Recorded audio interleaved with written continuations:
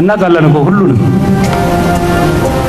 ተደራጅቶ የተሰማራ አደራጅቶ የተሰማራ ለስልጣን ለገንዘብ የከነፈ የተክለፈለፈ አለ እንድታውቁት። የኢትዮጵያ ንጋት በሰማያችን ላይ ደምቆ የታየበት ሁላችንም ለአንዲት የተምሳሌት ሀገር በጋራ የቆምንበትና አመራሩም ለሀገር እድገት ወገቡን የታጠቀበት ያ የተስፋ ዘመን መቼም አይረሳም።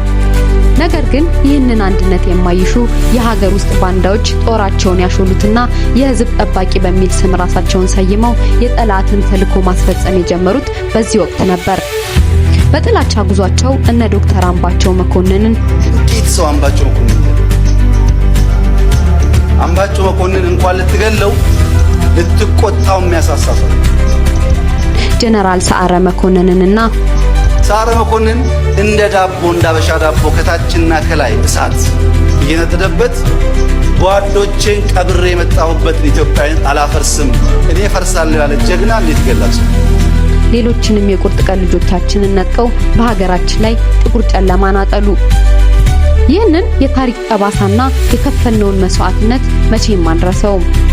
እናንተ የሀገር ባለውለታዎች ሁሌም በልባችን ትኖራላችሁ። እውነተኛ የኢትዮጵያ ጀግኖች ናችሁ። ጠላቶቻችን ሊረዱት የማይችሉት አንድ እውነት ቢኖር ግን ትናንትም አልቻሉም፣ ዛሬም አይችሉም፣ ወደፊትም ቢሆን ኢትዮጵያን ማፍረስ ከቶ አይሳካላቸውም። ሀገራችን በጀግኖቿ ጽናት ወደፊት መጓዟን ትቀጥላለች።